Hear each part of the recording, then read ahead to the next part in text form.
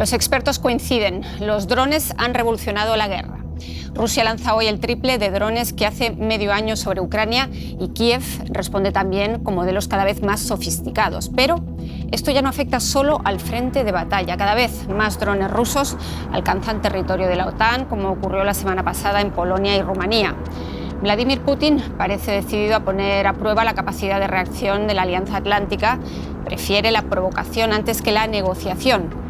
Los drones rusos se convierten en un desafío creciente para la OTAN, que busca cómo responder.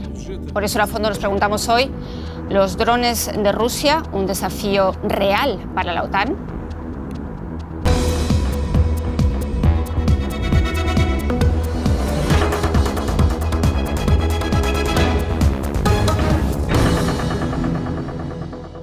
Bienvenidos a esta nueva edición de A Fondo. Soy Úrsula Moreno en Berlín y estos son mis invitados. Alexandra Sitenko es doctora en estudios globales por la Universidad de Leipzig. Su trabajo académico y analítico se centra en la geopolítica de Eurasia y la transformación del orden global. Isaac Risco es periodista de la DW, es analista político especializado en relaciones internacionales y experto en temas de seguridad y defensa. Y Jesús Núñez Villaverde, que nos acompaña desde Madrid, es codirector del Instituto de Estudios sobre Conflictos y Acción Humanitaria, experto en relaciones internacionales, seguridad y prevención de conflictos violentos. Bienvenidos a los tres, bienvenidos a ustedes. Ya saben que pueden acompañarnos en las redes sociales y participar en las encuestas que vamos lanzando, de las que hablaremos también durante el programa. Bienvenidos a todos. Y me gustaría empezar con una valoración por parte quizás de todos los que están en el panel sobre el incidente de la semana pasada, sobre esos drones que invadieron el espacio aéreo polaco. El Ministerio de Defensa ruso afirma que no planeaban atacar objetivos polacos, es decir, desmiente que sean drones rusos, pero los líderes occidentales todos están de acuerdo en que ha sido una suerte de provocación que ha intentado poner a prueba los límites quizás de la OTAN. Mi pregunta, ¿fue o no fue una provocación? Empecemos contigo, Isaac. Yo creo que sí. Si uno ve, por un lado, las circunstancias actuales, por un lado, el aspecto militar. Es poco probable que unos drones que parten de Bielorrusia y con destino supuestamente a Ucrania se desvíen todos por una perturbación de la señal, los 19 drones, y acaben en territorio polaco. Es muy poco probable. Y por otro lado, si uno mira la historia de lo que hace Rusia bajo Putin, sabe que Putin le gusta moverse en una zona gris de hacer cosas que no reconoce y que son difíciles de verificar, de comprobar. Lo vimos en su día con Crimea, cuando invadieron esos hombres que en su día se llamaban los hombrecitos verdes. Durante mucho tiempo no se reconoció que eran soldados rusos, lo que era evidente. Ahora en estas épocas se ve, además de los drones, los problemas que hay con los daños a los cables submarinos en el Mar del Norte. Es decir, ¿no? Lo que se llama la guerra híbrida. Creo que es un patrón de comportamiento de Rusia, entonces yo creo que esos indicios apuntan, muchos de ellos, a que obviamente es una provocación y que es algo intencional, que esos drones debían llegar a Polonia. ¿Qué opinas tú, Alexandra? Tengo dos posibles explicaciones. Bueno, a pesar de, la primera que apareció, y que creo que Donald Trump incluso dijo que podría haber sido un accidente, que se desviaron de su curso, pero bueno, eso los expertos militares tienen que, creo que, analizar qué tal la probabilidad, pero en teoría esa opción existe. Pero mis principales explicaciones son dos, que fue de verdad una provocación rusa, pero destinada a desviar la atención europea de Ucrania. Porque hay incluso observadores militares ucranianos que ahora temen repercusiones negativas para Kiev. ¿Por qué? Porque existe el riesgo de que los europeos ahora van a priorizar su propia defensa aérea, entonces podrían dejar de suministrar los sistemas de defensa aérea que prometieron a Ucrania. Y Zelensky advirtió en ese contexto a la Unión Europea de que no reduzcan, de que no interrumpan el suministro de defensa aérea a Ucrania. O sea, número uno. Y estoy de acuerdo con Isaac, es muy difícil verificar de dónde provenían, o sea, el origen o la nacionalidad de esos drones. Por eso pero llama la atención que fueran justamente 19, es decir, un altísimo número, y que vinieran de Bielorrusia. Es decir, esto sí que son dos datos nuevos, porque no es la primera vez que hay drones que invaden espacio aéreo polaco, pero nunca en esas dimensiones, y desde Bielorrusia, ¿no? también en Rumania entraron, no solo Sí. en Polonia, también en Rumania entraron, y por lo menos uno de los drones era el dron Shahed, o sea, que usa Rusia, El iraní. que son drones iraní.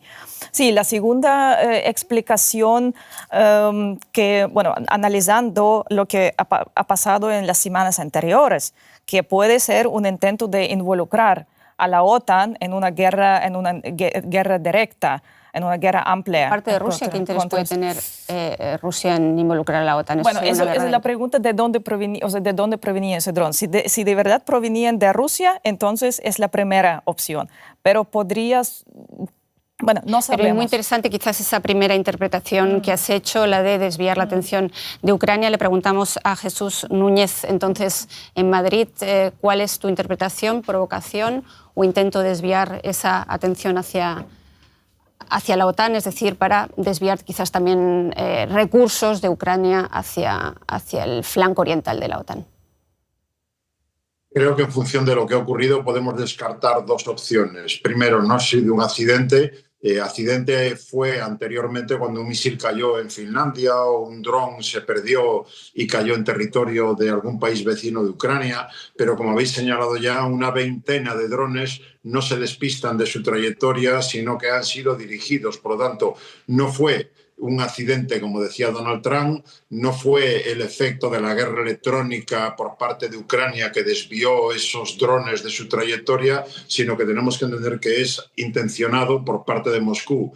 En segundo lugar, yo no hablaría de ataque en ningún caso contra Polonia, sino, tal como habéis utilizado también esa palabra, una provocación. Una provocación, puesto que en términos racionales, y ya tenemos que tener en cuenta que hay otros elementos que son ideológicos, emocionales, etcétera, en términos racionales, Rusia no puede desear un choque militar directo con la OTAN. Si tenemos en cuenta que después de 3 años no ha conseguido militarmente sus objetivos en Ucrania, luchar contra un solo país, a enfrentarse a la organización militar más poderosa del planeta, que es la OTAN, sería algo absolutamente desastroso para la propia Rusia, porque le obligaría a abrir más frentes cuando no es capaz de conseguir lo que busca en uno solo de ellos. En cualquier caso, por lo tanto, hablaríamos de una provocación intencionada, pero ya digo, sin elevarlo hasta un ataque contra Polonia. Y sigo contigo, Jesús, como experto militar. ¿Cómo valoras la respuesta de la OTAN? Quiero decir que abatieron a 4 de esos 19 drones. Fue una acción mancomunada entre Alemania, Italia, Países Bajos y, por supuesto, Polonia, sencillamente porque son las tropas que están en el lugar de los hechos o los cazas que participaron, esos F-15, esos F-36. Pero no abatieron más que 4 drones. ¿Cómo valoras esa acción? ¿Fueron rápidos, no fueron rápidos? ¿Fue eficaz en cualquier caso? ¿Cómo le darías un aprobado a la respuesta de la OTAN? Sí, lo que hace Rusia, y lleva mucho tiempo haciéndolo, es llevar a cabo este tipo de acciones de guerra híbrida, intentando, por un lado, desde el punto de vista militar, sacar una fotografía actualizada de cuál es el despliegue de las defensas antiaéreas del potencial enemigo, saber cuánto tiempo tardan sus aviones interceptores en estar en el cielo, saber cuándo se activan y dónde están los sistemas de radar y las baterías antiaéreas de Polonia y de los países de la OTAN, pero en segundo lugar también hay una intencionalidad política de poner a prueba la voluntad y el grado de unidad de la Alianza Atlántica ante una provocación de este tipo. Desde ese punto de vista, yo creo que la reacción ha sido la previsible. Ha habido una reacción que se ha traducido, como decías, en la destrucción de 4 de esos drones. Cabría plantearse el por qué solamente 4 y el resto no. Pues bien, entendamos por un lado que derribar un dron de esas características, fuera un Shahed 136 de fabricación iraní o fuera un Gerán 2, que es en definitiva un Shahed transformado por la propia Rusia, es un ingenio con un coste X, y destruirlo no digamos ya con un misil Patriot o alguno de los sistemas antiaéreos que tiene Polonia y la Alianza Atlántica, supondría un coste desmesurado. Por lo tanto, lo que se hizo fue calcular cuál era la trayectoria de esos drones, comprobar que no iban a afectar ni a infraestructuras críticas ni tampoco iban a provocar daños en poblaciones y dejar, por lo tanto, que completaran su trayectoria. Desde ese punto de vista, vemos cómo Polonia lo que ha hecho es activar el artículo 4 del Tratado de la OTAN, es decir, activar las consultas entre los aliados, pero no ha activado el artículo 5, que sería el que activaría la defensa colectiva, entendiendo que de ese modo y de momento la respuesta ha sido adecuada. Sí, muchas gracias, Jesús. Sobre el artículo 4, el artículo 5 seguramente hablaremos a lo largo del programa.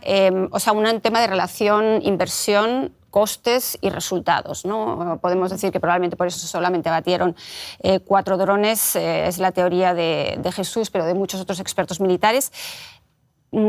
¿Podemos hablar sobre los objetivos que tenían esos drones? Porque algunos expertos, Alexandra, apuntan al aeropuerto de Rzeszów, el que está en el sureste de Polonia, por el que pasa gran parte de esa ayuda militar para Ucrania. ¿Podría ser también haber sido uno de los objetivos o sencillamente ni siquiera se valora como una posibilidad? Bueno, es que si esos drones que entraron en el espacio para que no llevaban explosivos, como se dijeron las autoridades polacas, ¿sí? Lo dijo el ministro de Relaciones Exteriores, que no llevaban explosivos, pero potencialmente sí podían transportarlos, pero esa vez no. Entonces el objetivo no era militar, no era crear daños en infraestructura o daños militares. No me queda muy claro. Yo creo que sí, fue una provocación más bien simbólica para probar la reacción de la OTAN, cómo van a reaccionar, porque siempre en el trasfondo existe ese potencial de que la guerra podría ampliarse, sí, podría haber un choque entre Rusia y OTAN. Quizás querían mirar, bueno, qué tal está preparada la OTAN, los países de la OTAN para responder, cómo responden. Y para mí la respuesta muestra claramente que los países de la OTAN no quieren entrar en un conflicto directo con Rusia, que nos muestra qué tal costoso sería esto y además, bueno, sería una catástrofe, ni hablar, y no tienen ganas. Por tanto, la reacción alemana para mí indicó también que no quieren echar más leña al fuego. Por ejemplo, ellos tuvieron esas maniobras cuadriga, maniobras militares, y dijeron, el Ministerio de Defensa alemán se apresuró para decir que no tiene nada que ver con las maniobras Zapad, ¿sí? Maniobras militares Zapad. En Bielorrusia, entre Bielorrusia y Rusia. En Rusia, o sea, que no tienen ninguna relación, como que son puramente defensivas. O sea, para mí es una indicación que no tienen ganas. Rusia podría haber, si de verdad sí, fue como hemos analizado, fue una provocación rusa, entonces podría haber sido también una presión a los países de la OTAN a sentarse a negociar un acuerdo que toma en cuenta los intereses. Un acuerdo que beneficie a Rusia en este momento, porque no parece que la voluntad de Putin de negociar no ha quedado muy evidente en estos últimos tiempos. Para mí, yo estoy segura que siguen negociando, que Estados Unidos y Rusia siguen negociando. Antes de hablar de ese tema, me gustaría aprovechar precisamente para hablar de... porque estáis más o menos de acuerdo los tres en que ha sido una provocación claramente hacia la OTAN, y nuestros usuarios también, porque en la encuesta que hemos lanzado antes del programa, solo un 19% cree que los drones sufrieron fallos de cálculo o interferencias, solo un 19%, un 34% cree que Putin quiso plantear un desafío para mostrar su poder armamentístico, y casi la mitad de los encuestados, un 47%, cree que fue una provocación real en busca de una respuesta por parte de la OTAN. Así que creo que en este aspecto estáis todos, y los usuarios también, todos en una misma línea.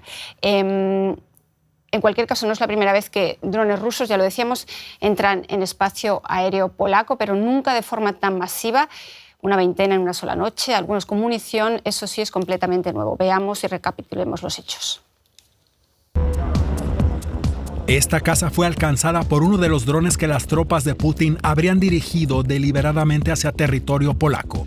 No hubo heridos, pero lo especial de este incidente es que por primera vez se utilizaron aviones de combate de la OTAN contra los objetos voladores, un precedente militar que causa indignación. Putin lleva tiempo poniendo a prueba nuestros límites.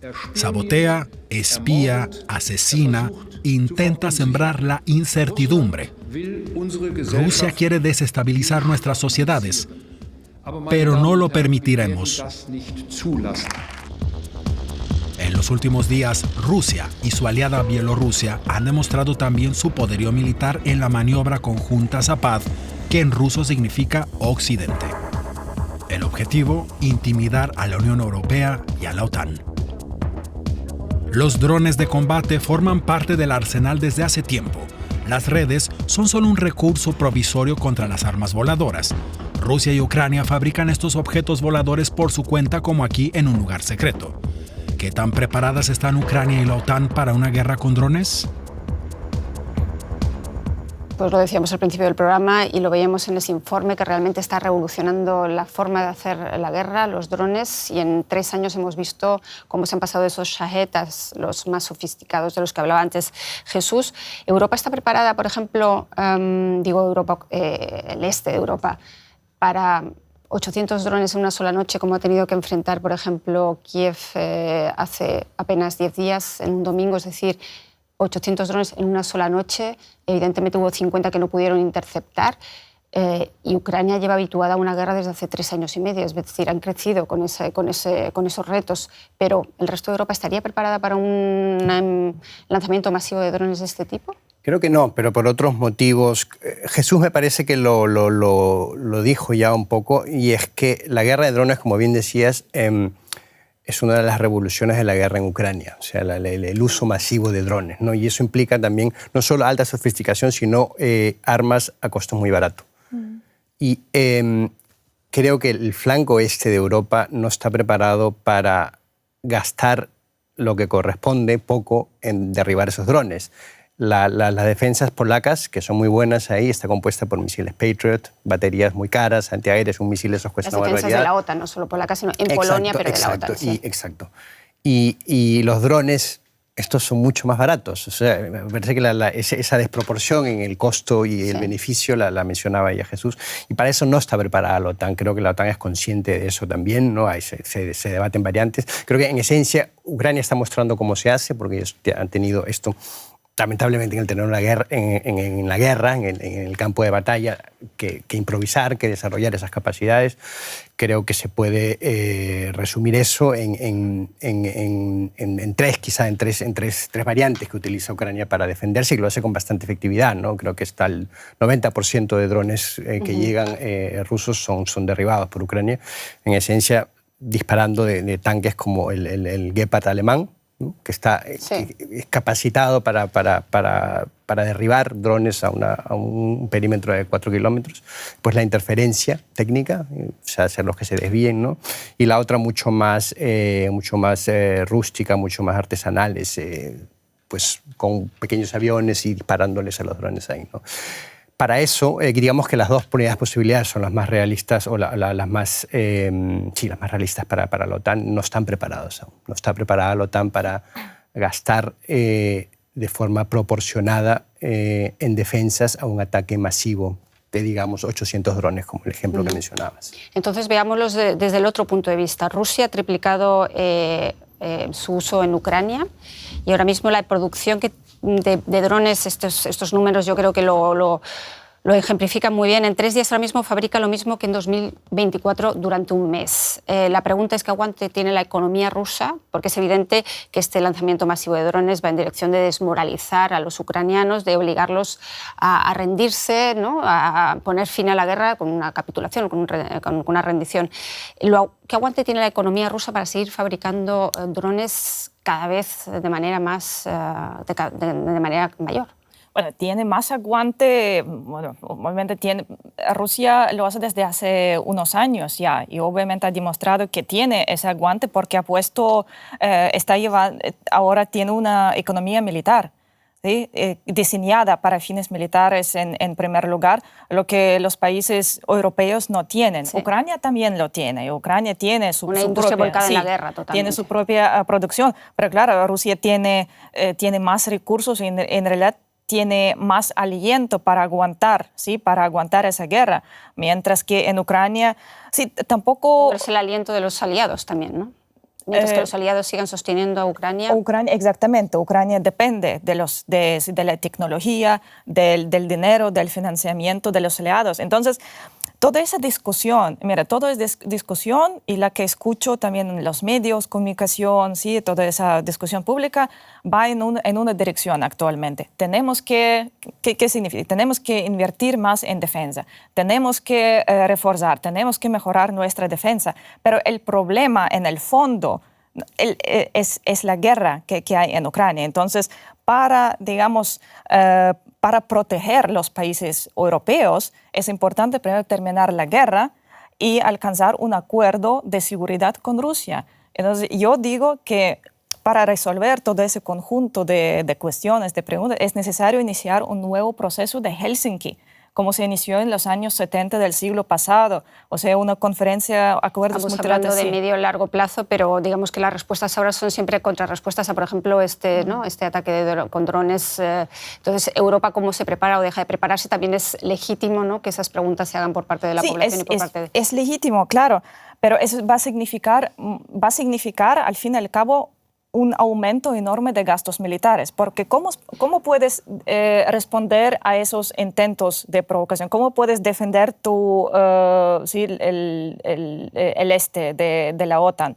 Solo invirtiendo, poniendo más soldados ahí, poniendo más tecnología ahí, pero la confrontación no va a desaparecer. La confrontación va a seguir, va a ser reforzada. Requiere algo más que puramente soluciones tecnológicas, sino negociación. La gran diferencia con los 70, lo digo brevemente, es que la Unión Soviética no era una potencia revisionista como lo es Rusia. Rusia quiere ampliar, recuperar territorios que considera históricamente suyos. No es lo que quiere. Yo creo que ya ocupó territorios que no son suyos en Ucrania y posiblemente quiere más. Se especula aunque quiera los países bálticos.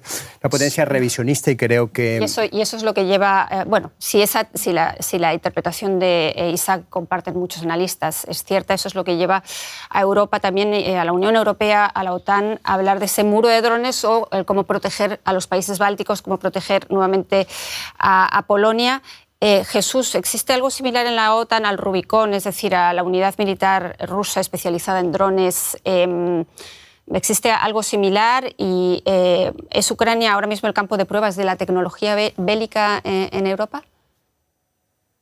Desde mi punto de vista, Ucrania es claramente ahora el laboratorio donde se están conformando nuevas formas de hacer la guerra y los drones tienen un protagonismo creciente. Contando siempre, es algo que tenemos que tener en cuenta, que no hay ningún arma, quitando las armas nucleares, que por sí solas definan el destino de una nación o el resultado de una guerra. Evidentemente los drones son un elemento nuevo y hay que tenerlo muy en cuenta. Si me permites, en cuanto a la pregunta que antes estaba planteando de si Ucrania y la OTAN están preparadas para hacer frente a los drones rusos, ni está Ucrania, ni está la OTAN, ni tampoco está Rusia. Recordemos que Ucrania está atacando a cientos y a miles de kilómetros de la frontera común refinerías e infraestructuras energéticas de Rusia y Moscú no es capaz de neutralizarlas. Quiero decir que si nos ponemos en términos de conseguir eliminar todos los drones que alguien pueda lanzar contra alguien, nadie tiene hoy esa garantía. Tampoco la Ucrania, tampoco la OTAN. Si lo que hacemos es, como se planteaba, crear un muro de drones haciendo pensar o soñando con eliminar cualquier posible amenaza, estaríamos entrando efectivamente en una dinámica armamentística que no tiene final. Recordemos que ahora mismo ya el conjunto del presupuesto de defensa de los países europeos frente a Rusia es más del triple de lo que tiene la propia Rusia. ¿Cuánto más tenemos que tener? 5 veces más para sentirnos seguros. Por lo tanto, creo que es un camino equivocado y efectivamente, si queremos un orden de seguridad continental, hay que negociar con Rusia, lo cual no quiere decir que no haya que tener activos medios militares. La unidad que tiene Rusia en cuanto a drones, los Rubicon, es el resultado de un aprendizaje de estos últimos años en los que han ido mejorando sus capacidades para poder jugar en ese contexto de guerra híbrida. Y desde luego, hasta donde yo sé, no tenemos en la OTAN algo similar. Lo cual no quiere decir que Ucrania no haya aprendido mucho. De hecho, la propia Ucrania le ha ofrecido ahora mismo a Polonia su propia experiencia para mejorar la defensa frente a ese tipo de ataques y provocaciones al gobierno polaco. Y en ese contexto, la Alianza Atlántica también va aprendiendo. Pero no tenemos, desde luego, hoy un sistema estructurado todavía para responder a ese tipo de amenazas. Hablabas de esos drones interceptores, ¿no?, los que envía de largo alcance, que envía ahora mismo Ucrania, que intenta alcanzar esa fábrica cerca de Rusia, unos 800 kilómetros, donde se fabrican muchos de estos drones, y luego los que están en coproducción con Alemania y Canadá, ¿no? En ese aspecto también Ucrania avanza quizás a la misma velocidad que Rusia en toda esta guerra tecnológica también de los drones. Efectivamente, lo está demostrando día a día con ataques que, ya digo, van ampliando su radio de acción para atacar objetivos dentro de Rusia que Moscú no es capaz de evitar, de eliminar. Pero, en cualquier caso, lo que tenemos que considerar una vez más es que quien mantiene la iniciativa estratégica en la guerra ahora mismo es Rusia, y Ucrania está en una actitud obligadamente defensiva, aunque ha llegado al límite de sus capacidades demográficas, industriales y militares, si no es por el apoyo de sus aliados occidentales, con Estados Unidos en primer lugar, y lo que puedan proporcionar el resto de aliados europeos, ni siquiera podríamos imaginar que Ucrania hubiera llegado hasta aquí. Por lo tanto, estamos en un contexto de una Ucrania que resiste, de una Rusia que va a seguir adelante con lo que ya está haciendo, incrementando el esfuerzo para conseguir sus objetivos, y de ahí no hay salida militar ninguna salida militar, sea cual sea el presupuesto que se ponga en juego por parte de Rusia o por parte de la OTAN. Luego, si no hay salida militar, habrá que pensar en una salida política. El problema es que ahora mismo Putin no está todavía pensando en eso, porque cree que el tiempo le permitirá mejorar su posición. Encima tiene a Donald Trump alineado con sus posiciones. Donald Trump está aceptando básicamente esas posiciones maximalistas de Rusia, de entrega de parte de su territorio, renuncia de Ucrania a entrar en la OTAN y desmilitarización de Ucrania. Por lo tanto, no cabe sorprenderse de que Zelensky ahora mismo y los ucranianos se sientan desesperados porque entienden que ellos solos no pueden dar vuelta a la situación, entienden que Estados Unidos está ralentizando su ayuda económica y militar y no confían que los europeos pongan en juego garantías de seguridad suficientes para evitar lo que pueda estar planificando Rusia en este contexto. Pero después... Un callejón sin salida, el que estaba describiendo ahora mismo Jesús Núñez desde Madrid, en el campo militar, esa espiral armamentista, y cómo forzar a Putin a negociar sin que sea pasando por la renuncia de Ucrania a su integridad territorial. Pero los que dijeron, por ejemplo, Steve Witkoff, lo que Steve Witkoff dijo después de ese encuentro en Alaska, lo dijo en una entrevista a CNN, que... O sea, tenemos que diferenciar entre lo que se dice públicamente y lo que se dice en las negociaciones cerradas. Pero lo que sabemos es lo que se dice públicamente. Lo otro solamente lo podemos interpretar, suponer o... Sí, pero por ejemplo Steve Witkoff dijo después de ese encuentro en Alaska que Rusia había suavizado su posición respecto a los territorios. Es por eso yo siempre desde el principio afirmo que los territorios, lo dicen también Lavrov, lo ha dicho, que los territorios no son... ¿Cómo? Lo de Witkoff fue incluso desmentido por Trump. O sea, Witkoff se precipitó un poco de decir cosas que él mismo desmintió o relativizó, o Trump. Pero lo dijeron, pero fue uno de los, en realidad el equipo de Trump lo dijo que hay margen de negociación, de maniobra en negociación sobre territorios. ¿Cuánto hay de wishful thinking muchas veces en lo que dice Trump o no? Bueno, pero lo que también, partiendo de lo que dicen, digamos, lo que dicen las autoridades rusas, Lavrov claramente dijo que no nos interesan territorios. No nos interesan los territorios. Ellos tomaron los territorios precisamente para tener masa para negociar, ¿sí? Por un lado. Por otro lado, ellos tomaron esos territorios porque dijeron, bueno, si Ucrania quiere entrar a la OTAN, si la OTAN quiere usar el territorio ucraniano para, digamos, para iniciar operaciones contra nosotros o para digamos, ser un país hostil a nosotros, repito, es desde la perspectiva rusa. Entonces, vamos a tomar esos territorios donde vive la gente culturalmente cercana a nosotros. Sí. Porque no se trata de los territorios como tales, sino se trata más bien, claro, legado histórico, pero más bien de esa conexión cultural. La Crimea, Donbass y demás, a lo que en este momento no renunciaría Putin, según todas las teorías. Nada similar. Es que se nos agota el tiempo y hemos hablado mucho del campo militar y está el campo de las sanciones. Es un campo también que me gustaría abordar con estos tres expertos, porque Rusia está entregada desde hace 3 años y medio, ya lo decíamos, a una economía de guerra.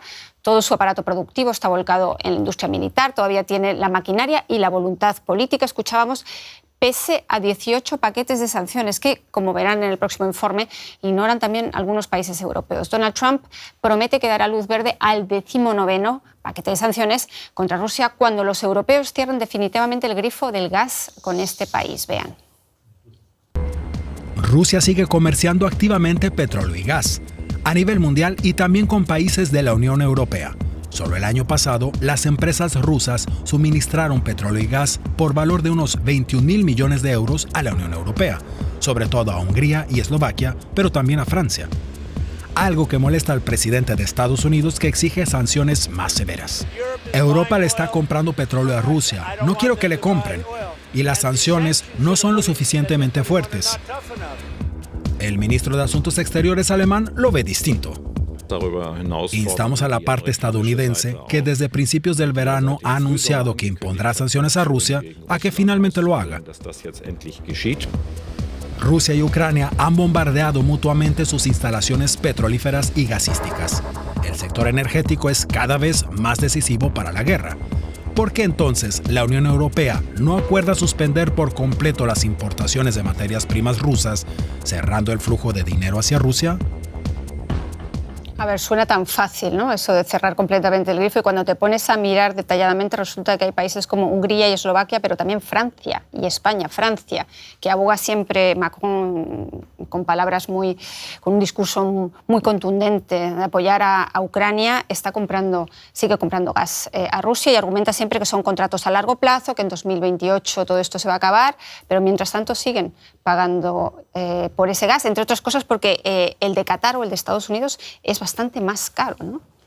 Es decir, parece un callejón también sin salida. Sí, es un debate que se tiene en realidad desde el comienzo de la guerra, desde el año 2022, ¿no? Y creo que hay una valoración ahí que no es menor, al menos en el sentido de la política realista, y es para los países europeos ver hasta qué punto pueden sancionar o prescindir de comprar gas ruso sin dañarse a sí mismo, sin dañar a su economía, sin causar una crisis mayor. Ese debate se vio mucho en este país. Alemania lo logró. Alemania lo logró casi forzosamente sí, también, ¿no? Porque de repente alto coste político sí, exactamente. Entonces, es un debate o es una medida difícil por eso, porque tiene esa otra vertiente, es decir, de que las sanciones no acaben dañando también al sancionador.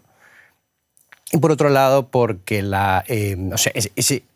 por otro lado, es que ninguna sanción hasta ahora ha demostrado ser tan efectiva como para impedir por completo la venta de gas o petróleo ruso. Lo vemos sobre todo en el caso del petróleo ruso, ¿no? Que se sigue vendiendo prácticamente directamente, ya no se vende a Europa, pero se sigue vendiendo a países como la India, donde es refinado y Europa acaba al final en Europa. Entonces, la efectividad de la sanción, ese cerrar el grifo, no es tan sencillo como puede parecer a simple vista. Por eso se habla de las sanciones secundarias. Se supone, uno se pregunta, si ha habido 18 paquetes de sanciones, ¿por qué el número 19 va a ser más efectivo que los anteriores? Entre otras cosas, por estas sanciones secundarias que supondría castigar a esos países que están le están comprando petróleo, por ejemplo, a Rusia, como China e Irán. La pregunta es, ¿qué derecho tiene moral Europa de pedir a China o Irán que no compren petróleo o gas cuando lo están haciendo ellos mismos, ¿no? Empezando por ahí. Y segundo, ¿en qué medida puede Europa permitírselo cuando tiene unas relaciones comerciales muy fuertes con China y cada vez más fuertes con la India? Eso, exactamente. Es que eso no va a funcionar. Sí, como dices, es un callejón sin salida. Ellos no lo van a conseguir. Bueno, por un lado, recientemente fueron citadas fuentes diplomáticas en Wall Street Journal que dicen que es un juego entre Trump y europeos, que Trump, por ejemplo, pone condiciones a los europeos sabiendo que ellos no lo podrán cumplir, entonces para evitar hacer más presión económica sobre Rusia. ¿Sí? Mientras que los europeos demandan de Trump y el equipo de Trump dice, los ministros de Trump dicen, bueno, si ustedes siguen comprando, o sea, Europa es uno de o el principal comprador, por ejemplo, cliente del gas natural licuado ruso. Son Francia, Bélgica y España. Sí. ¿Sí? Francia tiene terminales que le permiten, ¿sí? Terminales para el gas licuado ruso, entonces lo compra. Luego hay países como Japón. ¿Sí? Japón dijo, ¿sí? Nosotros nos atenemos a las reglas de la Organización Mundial de Comercio y por eso no vamos a sancionar a Rusia no vamos a sancionar ese petróleo solo porque proviene de Rusia. Porque esto va contra las reglas de la Organización Mundial del Comercio. No puede sancionar un producto solo por su origen de un cierto país, sino hay reglas. ¿Sí? Además, esos países dependen, por ejemplo, el mismo Japón depende del petróleo ruso que va por Sajalín, ¿sí? un oleoducto, sí, pero también los petroleros que lo transportan, ¿sí? de Sakhalin 2, el nuevo, relativamente nuevo proyecto que transporta petróleo, creo que era petróleo, ¿no? o el gas, petróleo o el gas, ya no me acuerdo, pero que transporta a Japón, a Corea del Sur y también, sí, a Japón básicamente, Japón y Corea del Sur. Entonces, eso simplemente no va a funcionar. Además, mira, Rusia produce 5 millones de barriles por día. Esa es la cantidad enorme. Tú no puedes simplemente quitar esa cantidad del mercado. Porque, ¿qué pasaría? ¿Sí? Los precios dispararían. Hemos Eso dicho crearía que una crisis. El petróleo de Qatar o de Estados Unidos y el gas es mucho más caro. Sí. ¿Cómo ves tú, Jesús, esas sanciones secundarias que parece que son la clave de este 19º paquete de sanciones? ¿Acabarían países como Brasil, por ejemplo, con sus fertilizantes que compra Rusia, o la India, acercándose incluso, o sea, se conseguiría el efecto contrario, que se acercaran incluso los países del BRICS más a Rusia y a China? Claro. Yo entiendo que el esquema general define una Rusia que está, como ya se ha planteado antes, en economía de guerra, con todo volcado al sostenimiento del esfuerzo bélico que está haciendo fundamentalmente en Ucrania, y que tiene dos vías de apoyo económico que son los que le permiten mantener esto durante tiempo. Y eso se llama India y China, no Europa. A día de hoy, los países europeos occidentales han ido reduciendo muchísimo su dependencia energética, aunque sea cierto que el 9% de sus importaciones de gas vienen de Rusia y el 2% de sus importaciones de petróleo vienen de Rusia. Pero no es ya un elemento vital para la economía rusa. Lo que teme Putin por encima de todo son dos cosas desde mi punto de vista. Una, que se apliquen sanciones más duras, no contra Rusia, sino contra India y contra China. De momento, Trump ha aplicado un arancel del 50% a India, pero no se ha atrevido a hacer lo mismo con China, que es el principal cliente económico e importador energético de la propia Rusia. Y la segunda es que se utilicen los casi 300.000 millones de dólares de fondos rusos que están congelados ahora mismo en manos occidentales. Lo que se ha hecho hasta ahora es utilizar los intereses generados por esos fondos congelados para ayudar a Ucrania. Pero si se da el paso de poner ese dinero en manos de Ucrania para resistir la embestida rusa, eso le plantearía enormes problemas a Moscú. Por lo tanto, desde mi punto de vista, el problema no es tanto si ahora se aplica una nueva ronda de sanciones o no, que pueda ser limitada, sino que en la medida en la que Trump se convenza de que Putin no quiere negociar y dé el paso a aplicar unas sanciones realmente duras contra China y todavía más duras contra India, y por otro lado a utilizar esos 300.000 millones de dólares, creo que eso podría obligar a Putin a sentarse a negociar. Eso es lo que está ahora mismo en el debate. Pero Trump lo está pidiendo de Europa, lo está pidiendo el resto de los socios de la OTAN, esas sanciones más duras contra China y contra la India. Pero es una propuesta con trampa, porque lo que quiere Trump es vendernos a los europeos el gas a un precio mucho más elevado del que lo venden los rusos y a un precio más elevado del gas estadounidense que vende a sus clientes asiáticos, es decir, hacer negocio, y luego plantea una propuesta a una Europa que debe hacer algo. No, es que son países muy concretos los que siguen comprando materias primas energéticas a Rusia. Pues en todo caso, aunque me pueda parecer mal, que castigue a esos países, pero no que plantee a una Unión Europea una exigencia que va a convivir simultáneamente con el propio comportamiento de Estados Unidos, que de momento, hay que insistir en esa idea, Trump sigue alineado con Putin. Trump no está presionando a Putin para que sienta que necesita llegar a la mesa de negociaciones. En definitiva, le da tiempo a Putin para seguir adelante con lo que está haciendo. Trump, por tanto, enseguida, Alexandra, Trump, por tanto, lo que está haciendo es presionar básicamente a la Unión Europea, pero entiendo por tus palabras que ahora mismo no ves a Rusia como una economía invulnerable, sino que las sanciones, de ser llevadas a cabo, sí podrían surtir efecto, sí podrían sentar a Putin a negociar. Ya las sanciones actuales, por limitadas que son, están afectando a Rusia, evidentemente. Lo que pasa que, como ya hemos planteado, yo creo, los tres, Rusia tiene más aliento que Ucrania, puede aguantar más este esfuerzo, aunque le esté dañando de manera clara a su propia economía. Si a eso se le añade el uso de esos 300.000 millones que he mencionado y unas sanciones que castiguen no tanto a Rusia, hay que recordar que el comercio entre Rusia y Estados Unidos es prácticamente inexistente a día de hoy, por lo tanto, el arancel que le aplique Washington a Moscú no sirve para nada, pero si se lo aplica a India y se lo aplica a China, que son sus principales sostenes para mantener el esfuerzo que está haciendo, eso podría llevar a otra situación. Muy interesante, Alexandra. No creo que eso pase. Primero, Europa no puede, ahora que está en medio de un proceso de negociación de un acuerdo de libre comercio con India, no puede aplicar sanciones contra India. Está hablando de todos más en primera línea Estados Unidos, ¿no? Bueno, pero Estados Unidos ya impusieron 50% y India sigue comprando el petróleo ruso. ¿Por qué? Porque el sur global está harto de la hipocresía, está harto de la doble moral del Occidente. Sí, el ministro de Asuntos Exteriores indio, Jai Shankar, dijo que en 2022 nos dijeron que si India quiere comprar el petróleo ruso, que por favor que lo haga porque eso estabiliza los precios. O sea, casi que los pidieron seguir comprando porque eso ayuda al mercado global. Otro, que el sur global nunca no se va a alejar de Rusia por varias razones, porque Rusia es un gigante en materia de defensa y energía y esos países dependen de la importación de ambos, ¿sí? Como son economías crecientes y son poderes emergentes, ellos necesitan las dos cosas, ¿sí?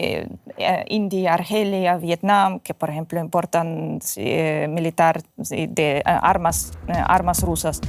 Entonces, y para un mundo multipolar, el sur global necesita también Rusia para que no tenga que elegir entre Estados Unidos y China. Las normativas occidentales, una frase, dos frases, se nos ha ido lamentablemente el tiempo. Creo que no es tan fácil. Estoy de acuerdo con Jesús en que esas medidas serían efectivas, las sanciones secundarias a India y China, y descongelar los activos rusos ahí, o entregárselos a Ucrania, pero no es tan fácil. Jurídicamente no es fácil para Europa entregar ese dinero. Y con eso acabo, China tiene muchas palancas para presionar también en la economía global un actor de peso. Y por eso Estados Unidos tampoco se atreve a imponer esas sanciones secundarias a China. Así que no creo que sea una variante que vamos a ver a corto plazo, lamentablemente. Muchísimas gracias, Isaac, Alexandra, Jesús en Madrid. Muchísimas gracias a ustedes. Nos vemos en una próxima ocasión. Seguiremos analizando aquí, en A Fondo.